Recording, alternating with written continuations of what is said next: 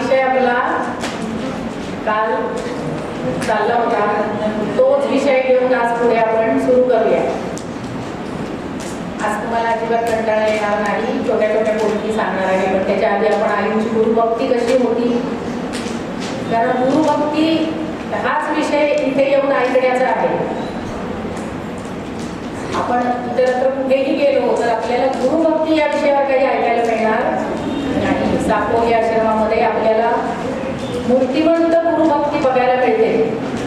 आपण इथली रोजची जी दिनचर्या बघतो, सत्कर्म पाहतो, सर्व कन्या मंडळी त्यांची सत्कर्म आपण पाहतो, त्याच्यामध्ये काय आपल्याला लपलेलं दिसतं तर गुरूंच्या प्रती असलेली आपली अनन्य निष्ठा ही फार महत्त्वाची असते. आणि अशी ज्या शिष्याची निष्ठा असते ना, त्याची सगळी जबाबदारी गुरु घेतात. पण शिष्याच्या मनामध्ये चंचलत्व नको. आणि परमपूज्य गोदावरी माताजी लहानपणापासून कशा होत्या हे आपण काल पाहिलं. त्यांचे सद्गुण बघितले, त्यांचे गुण पाहिले. त्यांच्या अंगी जे जे गुण होते ते सर्व सत्वगुण होते.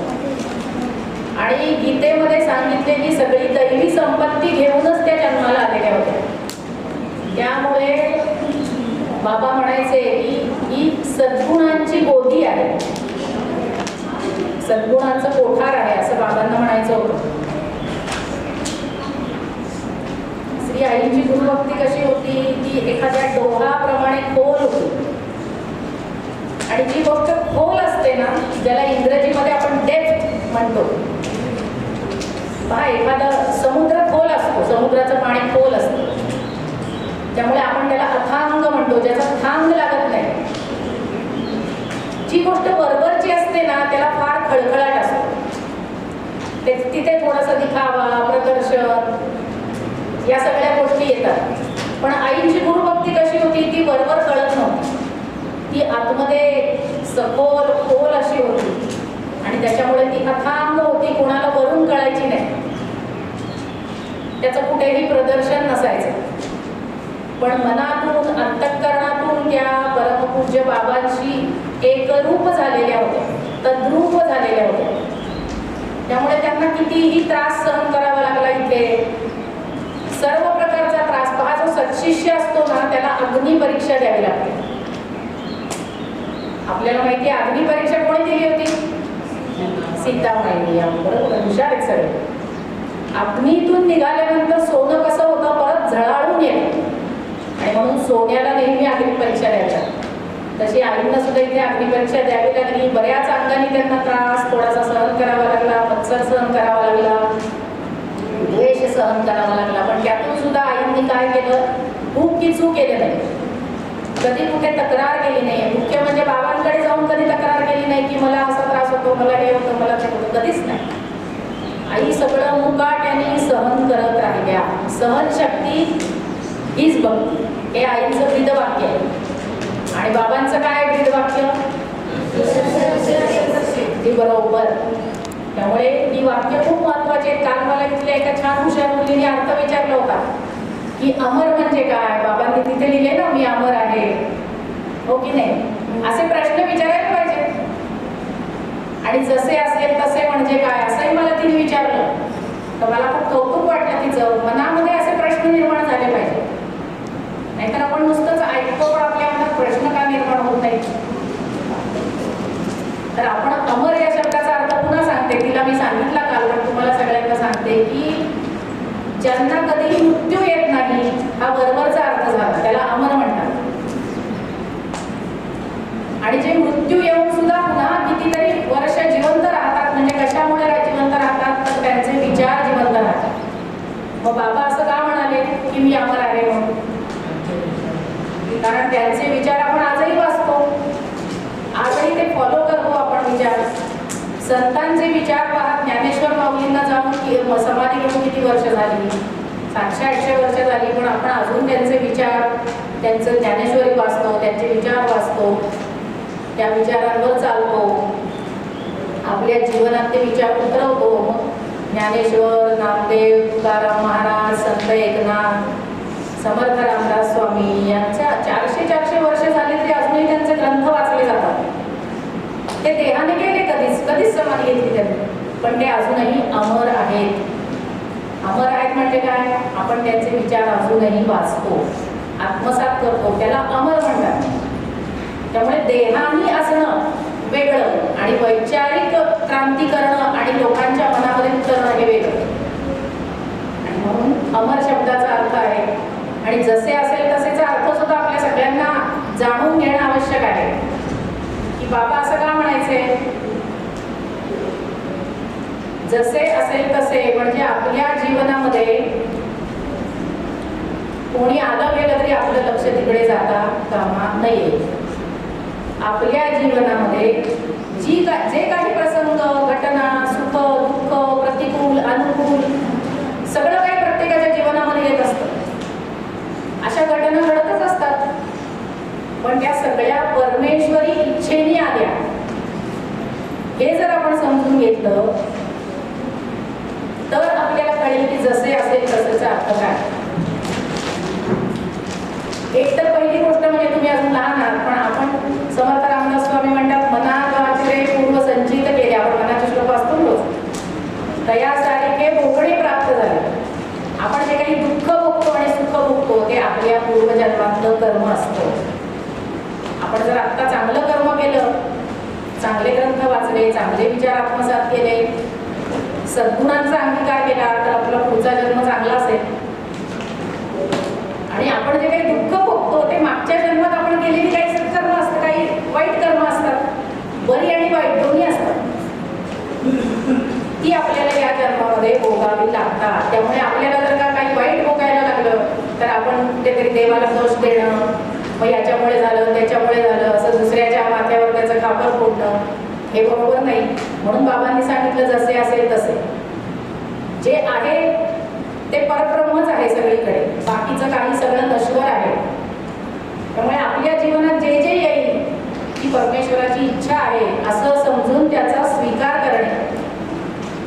आणि नुसता स्वीकार करणं नाही, परत ते सुधारावं म्हणून त्याच्यासाठी प्रयत्न करणे हे सुद्धा आहे. म्हणजे जसे असेल तसे याचा असा अर्थ नाही आहे की आता याच अवस्थेत बसून राहायचं, मी काहीच करणार नाही, जेवण नाही, खाण नाही, काम नाही, धंदा नाही, असा त्याचा अर्थ नाही आहे बघा. काय असतं, संतांच्या वचनातून आपण आपल्या मनाने अर्थ काढतो आणि मग सगळा घोटाळा होतो. असो, तर काल ते प्रश्न विचारले होते म्हणून मी सांगितलं. पण आईंची गुरुभक्ती कशी होती ते आपण पाहतोय की त्याला कुठेही खळखळाट नव्हता. ती खोल होती, अथांग होती, एखाद्या सागराप्रमाणे होती, शांत होती. आपल्याला प्रशांत महासागर माहिती आहे ना सगळ्यांना, तशी आईंची गुरुभक्ती होती की ज्या महासागरामध्ये सहसा कधी वादळ होत नाही, त्याचं पाणी शांत असतं. त्यामुळे आईंनी जे काही लेखन केलंय बाबांवर, त्याच्यामध्ये आमचे आनंद सागर बाबा हे जर का तुम्ही वाचलेत लेख आईंचे, श्री उपासनी कन्याकुमारी स्थान, पुष्पांजली नावाचं आईंचं एक काव्यलेखन आहे. बाबांची शेजारती आईंनी केलेली आहे, काकडारती केलेली आहे. या सगळ्या साहित्यातून आईंची भक्ती प्रगट होते. त्यांच्या बाबांबद्दलच्या ज्या भावभावना आहेत. कसं असतं, एखाद्या संतांचं तुम्हाला जर का चरित्र पाहायचं असेल ना, तर वरवरचं चरित्र वाचून काही उपयोग नाही. त्यांनी जे काही लिहून ठेवलंय साहित्य, त्याच्यामध्ये त्यांचे विचार कळतात, त्यांच्या भावना कळतात. तुम्हाला समर्थ रामदास स्वामी त्यांचं चरित्र वाचायचं असेल समजा, तर तुम्ही चरित्र वाचा, पण त्याच्या आधी समर्थांचा दासबोध वाचा, समर्थांचे मनाचे श्लोक वाचा. त्याच्यातून तुम्हाला समर्थ कळतील की त्यांचे काय विचार होते. त्यामुळे कुठल्याही संतांचं लेखन साहित्य जे आहे ना ते आधी वाचलं पाहिजे. ते वाङ्मय आपण नजरेखालून घातलं पाहिजे, ते समजावून घेतलं पाहिजे. आईंनी सुद्धा पुष्कळ लेख लिहिलेत आणि भजनं लिहिलेली आहेत. भक्ती तरंग म्हणून जे पुस्तक आहे त्याच्यामध्ये आईंचं सगळे भजनं आहेत, पदं आहेत. त्याच्यामधून आपल्याला त्यांच्या भक्तीबद्दलच्या किंवा गुरुभक्तीबद्दलच्या भावना आपल्याला स्पष्ट होतात. त्यामुळे वाचन हे पाहिजेच. आधी श्रवण पाहिजे आणि मग वाचन पाहिजे. समर्थ रामदास स्वामी म्हणतात, दिसा माझी काही तरी ते लिहावे, प्रसंगी अखंडित वाचित जावे. त्यामुळे लिहिणं आणि वाचणं याच्यामध्ये याचा खूप उपयोग होतो आपल्याला जीवनामध्ये. ती मुलगी ती आज आली नाही सिद्धी, तिने इतके छान मुद्दे लिहून ठेवले रोजच्या प्रवचनातले आणि ती मला रोज दाखवते वही तिची. तर अशा पद्धतीचं अवलंबन आपण सुद्धा करावं. म्हणजे आपलं जे कसं असतं ना, ऐकलं ते विसरून जातं लवकर, हो की नाही? आज सकाळी काय ऐकलं असं संध्याकाळी विचारलं तर सांगता येणार नाही. म्हणून आपण लिहायला पाहिजे काहीतरी. आणि लिहायचं म्हणजे कसं, सांगत असताना लिहायचं नाही. पहा, आमचे एक सर होते बरं का, मी जेव्हा 10वीच्या वर्गामध्ये होते तेव्हा आम्ही एका इंग्लिशच्या क्लासला जायचो आणि ते सर जेव्हा सांगत असायचे तेव्हा आम्ही असं भरा काहीतरी लिहून घ्यायचो. आणि मग ते लिहून घेताना एकदा त्यांचं लक्ष माझ्याकडे गेलं आणि मग ते मला ओरडले. ते म्हणाले, मी सांगत असताना लिहायचं नाही, मी सांगितल्यानंतर तुम्हाला काय आठवतं ते लिहायचं. आणि आपण सर सांगत असताना जर का आपण लिहित बसलो तर ते काय सांगतात त्याच्याकडे आपलं दुर्लक्ष होतं. आणि म्हणून तेव्हापासून मी सुद्धा तुम्हाला असं हे सांगते की तुम्ही सुद्धा आता तेवढेच आहात म्हणून, की मी जेव्हा सांगते तेव्हा लिहू नका. माझं पूर्ण झालं की मग तुम्हाला काय आठवतंय, आपली स्मरणशक्ती चांगली आहे, तुम्ही सगळे लहान आहात अजून, तेव्हा तुम्ही लिहून काढा. सगळं काय तुम्हाला जे आठवेल ते लिहून काढा. तर अशा रीतीने माताजींचं जे काही लेखन आहे, साहित्य आहे, त्याच्यामधून त्यांच्या भावभावना त्यांनी व्यक्त केलेल्या आहेत. आणि माताजींना खूप आवड होती शिकण्याची. आणि अशा रीतीने त्यांचं सद्गुरू प्रेम म्हणजे त्यांची जेव्हा कृष्णपूजा चालू असायची तेव्हा सगळ्या इथे जे भक्त बसलेत नाही मागे सगळे, त्यांनी सगळ्यांनी माताजींना पाहिलेलं आहे का. तुम्ही त्यांच्याशी बोला, त्यांना बोलतं करा. संजय भाऊ तर आईंबरोबर खूप फिरलेले आहेत, त्यांच्याकडे आईच्या आठवणीचा खजिना आहे. तर तुम्ही जर का त्यांना विनंती केली तर ते सांगतील आपल्या सगळ्यांना बघा. तर अशा व्यक्तींच्या सहवासात राहून विचारायचं की कशा होत्या आई. आपण काल कन्यांची जसं खाली चर्चा केली, दुरुस्त केली, त्यांनी खूप अनुभव सांगितले तुम्हाला. तशा पद्धतीने आईंची कृष्णपूजा ज्यांनी बघितली आहे की त्या आपलं स्वतःचं भान विसरून जात असत. संपूर्ण कृष्णाची सजावट पूजा, आता सुद्धा तुम्ही खाली कृष्णपूजा बघितली तर तशाच पद्धतीने केली जाते जशी आईंनी सांगितलेली आहे. आणि अशा रीतीने म्हणजे जेव्हा त्या कृष्णपूजा करत असत तेव्हा त्या इतकी तल्लीनता असे की प्रभाताई रानडे म्हणून त्यांनी आईचं चरित्र लिहिलंय, मातृमहिमा नावाचं.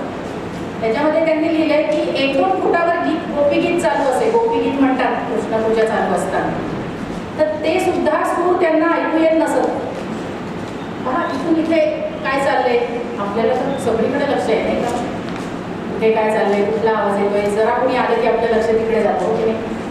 पण माताजींची तल्लीनता अशी असे की थोड्याशा फुटावर चाललेलं गोपीगीत सुद्धा त्यांना ऐकू येत नसे.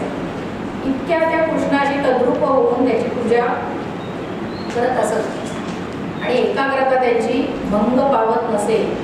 असे अनेक दृष्टांत आहेत की ज्या ठिकाणी आईची एकाग्रता, त्यांची ध्यानस्थ अवस्था, त्यांची तल्लीनता, त्यांचं देहभान हरपणं, या सगळ्या गोष्टी अनेक दृष्टांतातून स्पष्ट झालेल्या आहेत. आणि सद्गुरूंवरचे त्यांचं प्रेम, त्यांची श्रद्धा, त्यांची भक्ती अशा पद्धतीची होती की आपलं स्वतःचं अस्तित्व ते विसरून गेले होते. स्वतःचं व्यक्तिमत्व, स्वतःचं अस्तित्व. आई म्हणायच्या बोलता बोलता की मी कशी आहे कोणाच ठाऊक, मलाच माहीत नाही, असं म्हणायचं. म्हणजे इतकी निगर्वी वृत्ती होती. आणि त्यांना स्वतःच्या अस्तित्वाचं कधीच भान नसे. फक्त बाबांना काय आवडतं, बाबांना कसं पाहिजे, बाबांची शिस्त कशी आहे, त्यांना काय आवडेल तसं मी वागलं पाहिजे.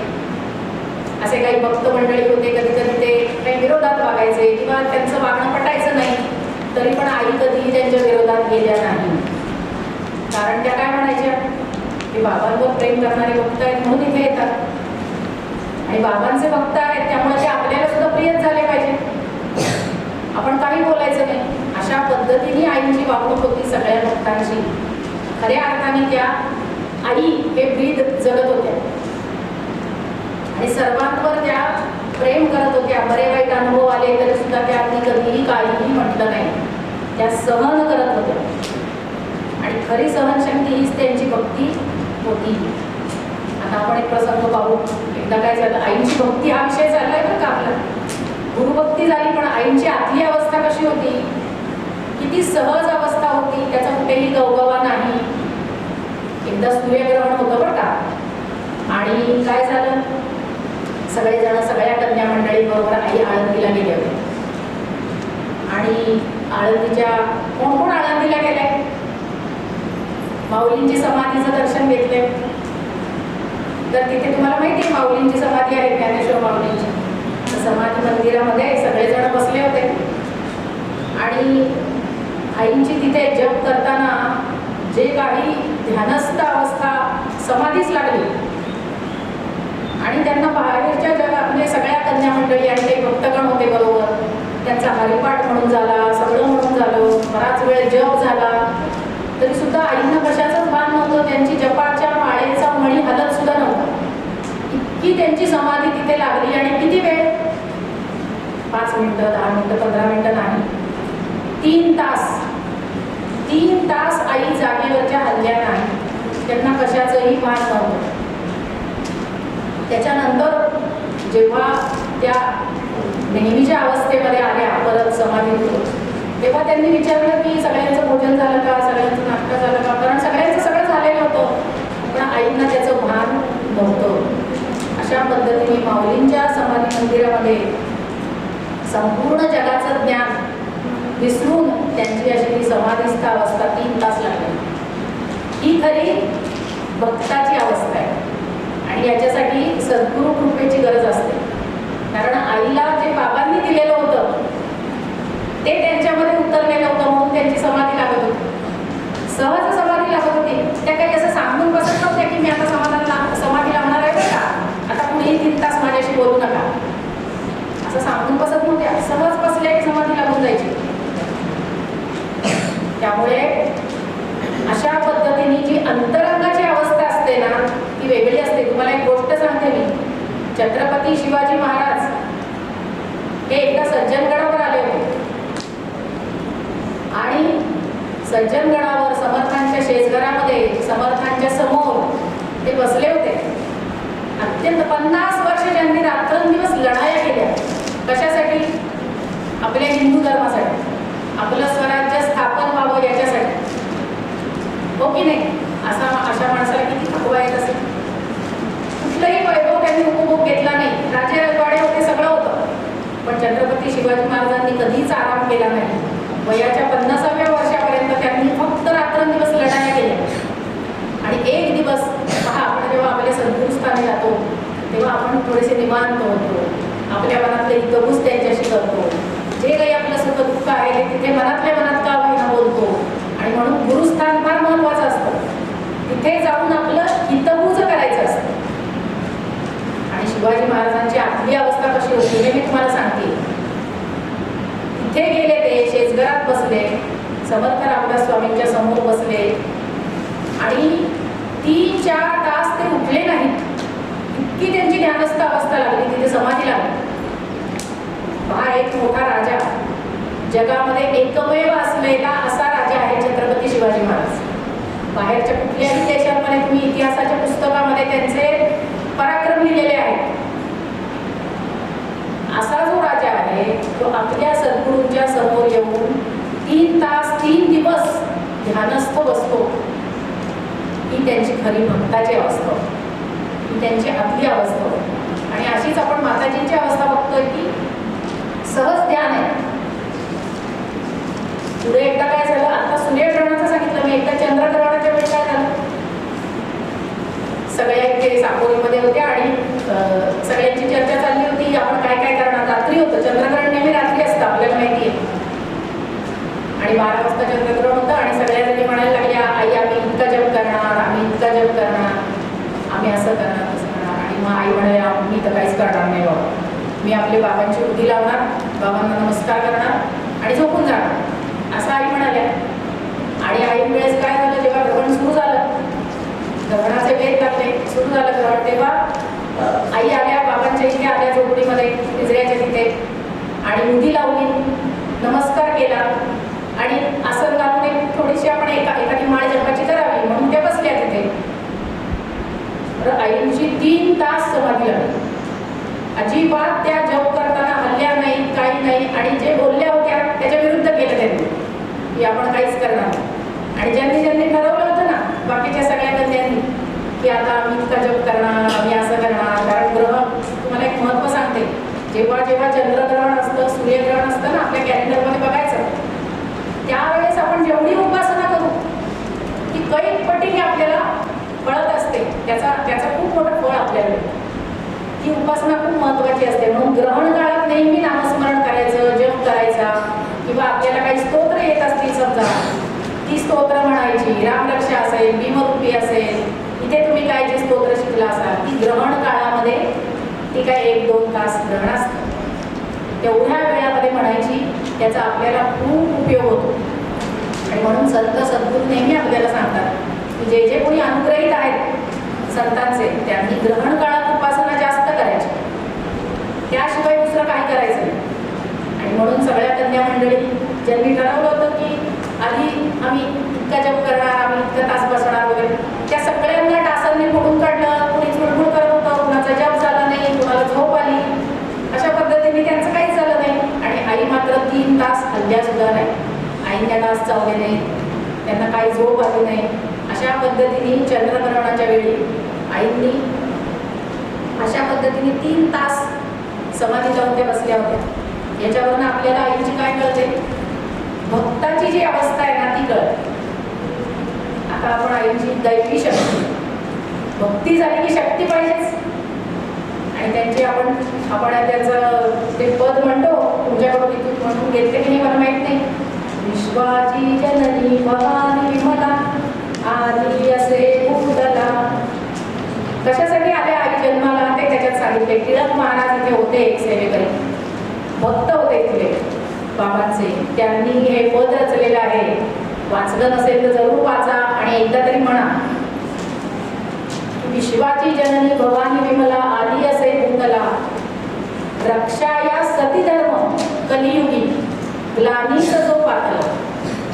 आपल्या सनातन धर्मामध्ये स्त्रियांनी कसं वागावं, कसं राहावं, कसं जीवन व्यतीत करावं, हा जो स्त्री धर्म आहे किंवा सती धर्म आहे तो सांगण्यासाठी म्हणून आईंनी स्वतःचा जन्म इथे वेचलेला आहे.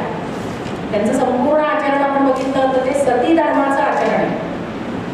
सती म्हणजे काय, एखाद्या गोष्टीला वाहून घेणं, समर्पित जीवन जगणं, याला सती म्हणतात. आणि म्हणून आईंची जी दैवी शक्ती होती त्या विश्वाची जननी होत्या. आणि म्हणूनच एकदा काय झालं, पिंजऱ्यामध्ये बाबा आणि गोदावरी माता बसल्या होत्या. पिंजऱ्यात ते बाबा आणि आई बसायचे पूर्वी जेव्हा पिंजरावर. आणि एकदा आरती करणारे जे होते त्यांना यायला उशीर झाला. त्यामुळे बाबांनी काय केलं, पटकन तिथलं निरांजन उचललं, तबक उचललं आणि आईंची आरती केली. ओवाळू ओवाळू आपण जी आरती म्हणतो खाली. आणि हे दृश्य गुजरातमधले एक मोठे संत आले होते, मोठा महाराज म्हणून. त्यांना हे दृश्य बघायला मिळालं आणि ते म्हणाले, आज मी धन्य झालो की गुरुनी शिष्याची आरती केलेली असं मी पहिल्यांदा बघितलं. कारण आईची जी शक्ती होती, त्यांची जी भवानी माता म्हणून जी शक्ती होती, आदिशक्ती होती, ती बाबांनी ओळखली होती. आणि म्हणून जरी त्या बाबांपेक्षा लहान होत्या, त्यांच्या शिष्या होत्या, तरी सुद्धा बाबांनी त्यांच्यात ती शक्ती ओळखून त्यांची आरती केलेली होती. आणि अशा रीतीने आता आपण आईंची शक्ती काय, त्यांची देवत्व, त्यांच्यातलं देवत्व म्हणजे काय हे आपण आता पाहणार आहोत. मोठे मोठे साधू संत जे आहेत ना ते आईंच्या पुढे नतमस्तक असायचे.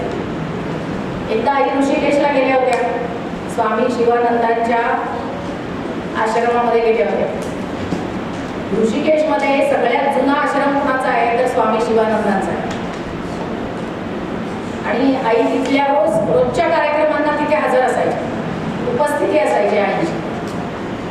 आणि शिवानंद महाराज माहिती का, ते एवढे मोठे 6 फूट उंच असे बलदंड होते. ते सुद्धा उठून काय करायचे, आईंना साष्टांग नमस्कार घालायचे आणि आईंना आसन द्यायचे बसायला. आणि गोदावरी माताजी त्यावेळेस अगदी तरुण होत्या तशा. अशा रीतीने आईंच्यातलं देवत्व आणि त्यांच्यातली शक्ती ओळखणारे संत कसे होते. हंसराज स्वामी होते, त्याच्यानंतर काननगडचे स्वामी रामदास होते. एकदा त्यांनी काय केलं, स्वामी रामदास मुंबईमध्ये एक कार्यक्रम होता, आई आल्या होत्या तिथे आणि स्वामी रामदास पण आले होते. त्या भक्तांची रांग लागली होती आईंच्या दर्शनासाठी.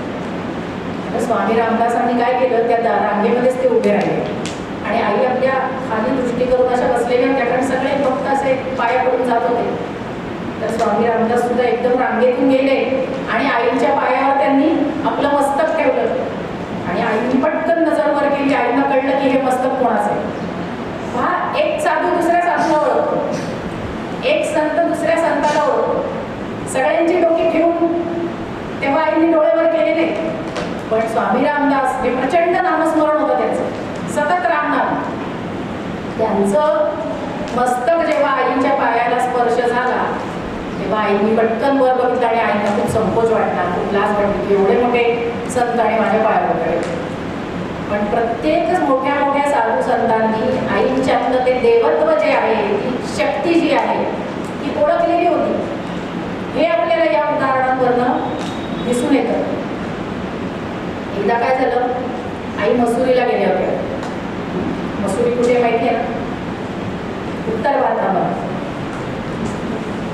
तिथे गेल्या होत्या आणि हिमालयातले काही सिद्ध साधू, तिकडे साधूंचाच प्रदेश आहे तो. तिकडे सिद्ध साधू संत असे फिरत असतात काय. आणि जिथे आईचा मुक्काम होता मसुरीमध्ये, तिथे आईची पिवळ्या रंगाची साडी अशी बाहेर वाळत टाकली होती गॅलरीमध्ये. आणि त्या साडीच्या शोधार्थ, म्हणजे त्या साडीची जी स्पंदनं आहेत, त्याचा जो सुगंध आहे तो 4-5 महिन्यांमध्ये पसरला होता. जेव्हा ते सिद्ध साधूंचा एक मोठा झुंड, एक मोठा ग्रुप, समूह शोधत शोधत शोधत त्या सुगंधाबरोबर ते शोधत शोधत तिथे आले, त्या साडीपाशी जिथे आईचा मुक्काम होता. आणि तिथे आल्यानंतर मग ते सगळ्यांना आश्चर्य वाटलं की एवढ्या मोठ्या संख्येने साधू संत कसे काय आले इथे. तेव्हा यमुनाताई तिथे होते आणि त्या या प्रसंग सांगायच्या की ते साधू संत म्हणाले की आईच्या या स्पंदनांचा 4-5 महिलांपर्यंत प्रसार झालेला आहे. या साध्या नाहीत कुणी म्हणे. आम्हाला कळलं की ही ब्रह्मशक्ती इथे आलेली आहे, म्हणून आम्ही इतक्या लांबून चालत चालत शोधत आलो आणि आम्हाला आईचं वस्त्र दिसल्यानंतर आम्हाला कळलं की आई इथेच आहे. पहा, त्यांची काही ओळख नव्हती, पाळत नव्हती, काही नव्हती. पण मगाशी जसं म्हटलं ना की एक संत दुसऱ्या संताला ओळखतो आणि ती स्पंदनं जी सूक्ष्म असतात ती आपल्या उपासनेने, साधनेने आपल्याला जाणवतात.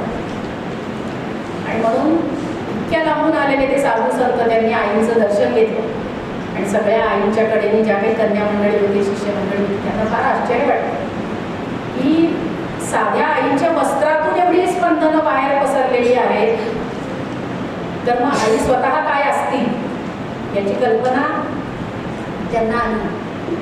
आणि म्हणून ते साधू म्हणाले की त्यांनी काय सांगितलं सगळ्यांना, हे महत्त्वाचं आहे बरं का, म्हणून मी ते वाचून दाखवते की आईबद्दल ते असं म्हणाले की ह्या आईची कोणतीही कृती, साधं पाऊल टाकणं, दृष्टिक्षेप उगीच असते असं समजू नका. म्हणजे त्यांची कुठलीच कृती त्यांनी नुसती नजर उचलून बघितलं तरी सुद्धा काही साधं आहे असं समजू नका. त्यामुळे ज्यांच्याकडे आईची दृष्टी गेलेली आहे, हे सगळे भक्त मंडळी मागे बसले, ते किती भाग्यवान असतील. आपल्याला तर आईचं दर्शन नाही झालं, पण आई अजूनही आहेत, आपल्याला माहिती आहे, हे संत अमर असतात. पण त्या साधू संतांनी सांगितलं की यांची कोणतीही कृती, साधं पाऊल टाकणं सुद्धा उगीच नाहीये, त्याच्या पाठीमागे काहीतरी धोरण आहे. दृष्टिक्षेप, त्यांची नजर ज्यांच्यावर पडेल ते फार पुण्यवान, भाग्यवान, त्यांचे सगळे पाप जळून नष्ट होते. उगीच त्यांची कुठलीच कृती नाहीये असं समजा. आणि म्हणून आम्ही या उगमाचा शोध घेत घेत इथे आलो, हिमालयातून आलो.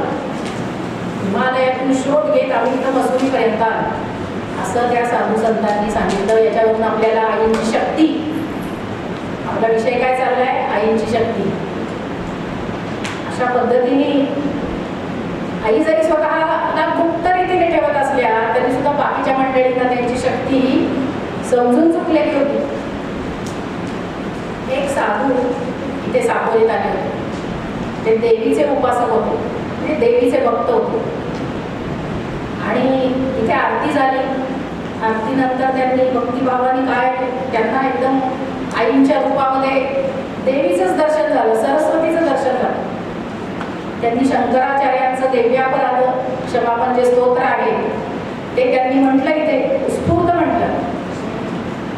आणि नंतर साष्टांग नमस्कार घातला आईंना. आणि त्यावेळी आई तिथे आल्या आणि त्यांच्या हातावर तीर्थ घातलं.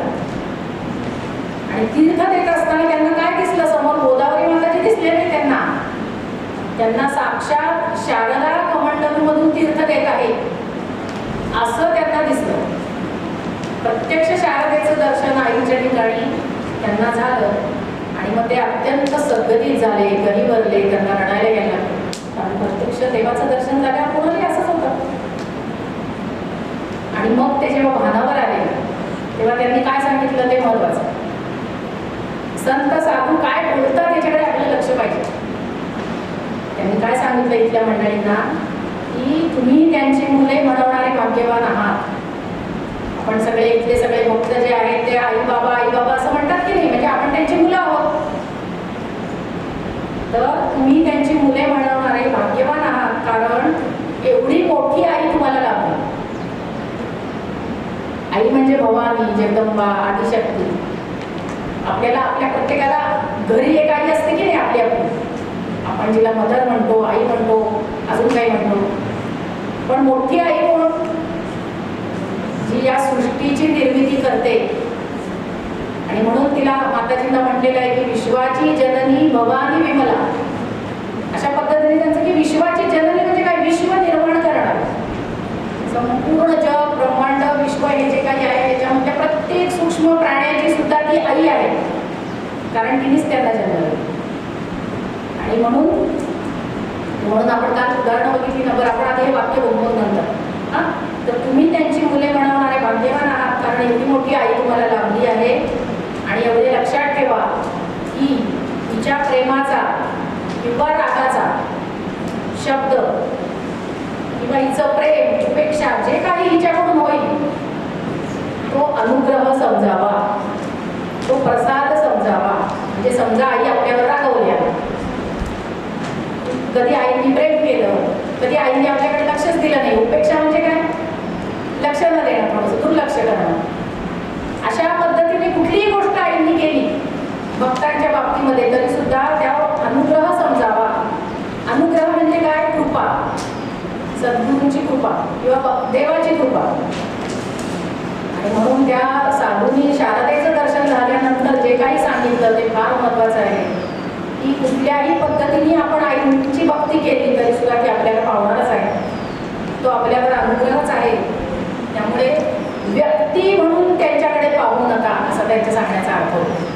की कधी रागावतील, कधी जवळ येतील, कधी प्रेम करतील, कधी उपेक्षा करतील, असं कळतं की नाही.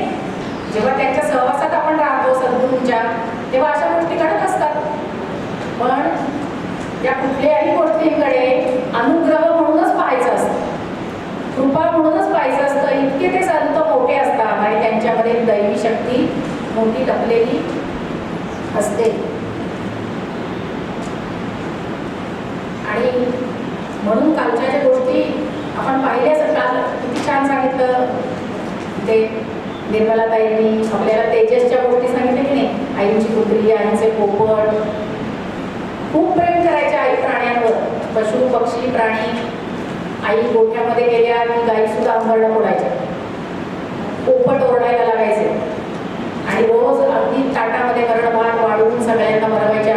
इव्हन भक्तांची जी कुत्री यायची इथे, जे भक्त मुक्कामाला यायचे त्यांच्याबरोबर कधी कधी त्यांची पण कुत्री यायची, त्यांना सुद्धा आई प्रेमाने मायेने हात फिरवून ती दिसली नाही तर त्यांना घेऊन या म्हणायचं.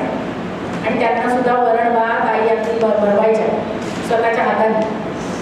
असं आईंनी प्राण्यांवर सुद्धा प्रेम केलेलं आहे. आई जेव्हा हवनाला निघायच्या, सकाळी आई हवन करायच्या.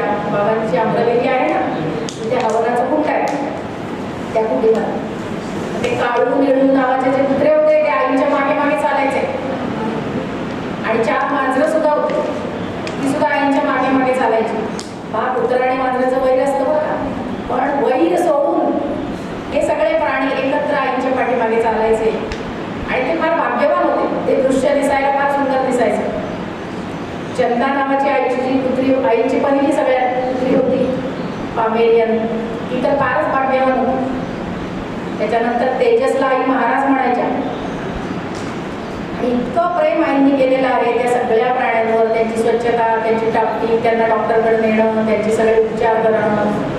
आणि म्हणून पशुपक्ष्यांवर सुद्धा आईंनी तेवढंच प्रेम केलेलं आहे, कारण त्या विश्वाची जननी होत्या. या विश्वामध्ये, या चराचरामध्ये जे जे कोणी प्राणी आहेत त्या सगळ्या प्राण्यांवर आईंनी इतकं प्रेम केलेलं आहे, इतकं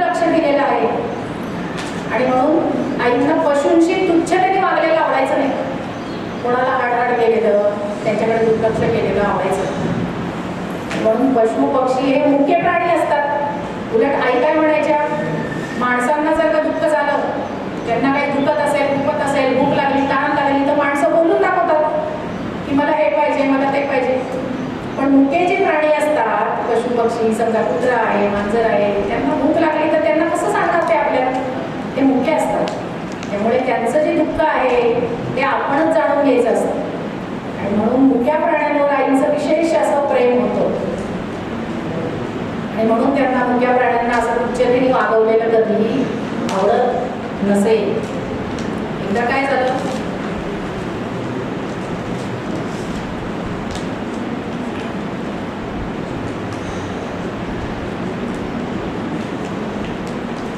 आई माथेरानला गेल्या होत्या बघा. हा आईंच्या भक्तीचा किंवा आईंच्या सहजतेचा हा एक अजून एक उदाहरण आपल्याला सांगते. माथेरानला गेल्या होत्या, त्या दिवशी चतुर्थी होती आणि चतुर्थीच्या दिवशी आईचा नियम होता की मोदक करायचे आणि गणपतीला नैवेद्य दाखवायचा. ते साकोरीत आपण पाहिली, परवा चतुर्थी होती तर मोदकांचा नैवेद्य असतो, मोदकांची माळ घालतात गणपतीला आणि हा सगळा नियम होता, आईचं व्रत होतं ते. पण माथेरानला गेल्यानंतर तिथे जिथे आईचा मुक्काम होता ना, तिथे पूजेची वेळ झाली, गणपतीची पूजा संध्याकाळी चंद्रोदयाच्या वेळेस वगैरे. तर आईने एका कन्येला सांगितलं की आतमध्ये जाऊन पाहून ये, मोदकाची तयारी आहे का, नैवेद्य केला आहे का. तर ती कन्या आतमध्ये जाऊन आली त्या घरामध्ये. तर तिथे काही मोदक करण्याची वगैरे प्रथा नसेल, कदाचित काही अडचण असेल. तर तिने येऊन आईच्या कानात सांगितलं की तसं काही दिसत नाही आहे, आतमध्ये काही तयारी दिसत नाही आहे मोदकांची. तर आई म्हणायला ठीक आहे. बाहेर ती जांबवाली आली असेल ना, पहा माथेरानला जांब मिळतात. जांबचं फळ सगळ्यांना माहिती आहे ना, उन्हाळ्यामध्ये मिळतं ते, हिरव्या रंगाचे, लाल रंगाचे. तर ते हिरव्या रंगाचे. तर आई म्हणाले बघ बाहेर जांबवाली आली का बघ. आणि बरोबर बाहेर ती जांबवाली आली होती टोपलीमध्ये घेऊन विकायला. तर ती संपूर्ण जांबची सगळी टोपली घेतली आईने आणि गणपतीला जांब असे एकावर एक रचून मोदक कसे असतात तसे आईने नैवेद्य दाखवला. आणि पहा तोंडातनं भूकीच होऊ नये की आज नैवेद्य का नाही बनवला, आज मोदकच पाहिजे होते. आणि पहा जी काही कर्मठ मंडळी असतात त्यांच्याकडून असे उद्गार निघतात. एक आपल्या एक कर्मठपणाचा एक थोडासा अहंकार असतो किंवा एखादी गोष्ट नाही पूजेसाठी वेळेवर मिळाली तर लगेच चिडचिड होते, रागराग होतो, का नाही केली. अशा पद्धतीने सगळ्या आनंदाचा भंग होऊन जातो. म्हणजे आपण खरं तर पूजा अर्चा कशासाठी करतो, आनंदासाठी करतो, समाधानासाठी करतो. आणि देवाला सुद्धा आनंद होतो, आपल्याला सुद्धा आनंद होतो. पण मग अशी चिडचिड केली मध्येच की पूजेसाठी हे नाही ते नाही ते नाही, अशी चिडचिड केली की मग सगळा आनंद निघून जातो. पण आईंनी काय केलं, ते हिरवे मोदक म्हणून आई म्हणाले आज गणपती बाप्पाला आपण हिरव्या मोदकांचा नैवेद्य दाखवू. कारण का आपण आता डोंगरावर आलोय ना माथेरानला, मग इथले मोदक म्हणजे हिरवे मोदक, आणि म्हणून इथलाच प्रसाद आपण गणपती बाप्पाला दाखवायचा. अशा पद्धतीने आईंचं वागणं होतं की भक्तांनी कसं वागावं, कसं असावं, हे सगळं आईंनी आपल्याला शिकवलं याच्यात. आणि म्हणून सहजता काय असते, भक्तीची सहज अवस्था काय असते, ज्याच्यामध्ये कुठलीही तक्रार नसते. तक्रार केली की भक्ती संपलीच. आणि म्हणून आईच्या आचरणातून त्या दाखवून द्यायच्या की किती शांतपणे, किती समाधानी, चेहऱ्यावरचे भाव न बदलता आईंनी गणपतीची पूजा केली. तर एखादं तिथे दुसरं कोणी असलं असतं की आज मोदक नाही केले, बापरे आता गणपती कोपेल, असं काहीही झालं नाही. तर आईंच्या स्वभावातली ही जी सहजता होती ती आपण घेतली पाहिजे. अशा पद्धतीने आईंच्या जीवनातले अनेक प्रसंग आहेत आणि म्हणून म्हटलं की आईंचं चरित्र सगळ्यांनी वाचलं पाहिजे. खूप मोठे खूप प्रसंग आहेत आणि खूप चरित्र आपल्याकडे उपलब्ध आहेत वाचनासाठी. आपण जेव्हा इथे बसून सांगतो तेव्हा आपल्याला वेळेची मर्यादा असते. त्यामुळे आपण वेळेमध्ये आज संपवणार आहोत, वेळेमध्ये आज पूर्ण करणार आहोत. त्याच्या पुढचा भाग आपण उद्या पाहूयात आणि आज आपण तेच वाणीला विराम देऊया. श्लोक म्हणूयात. सर्वदा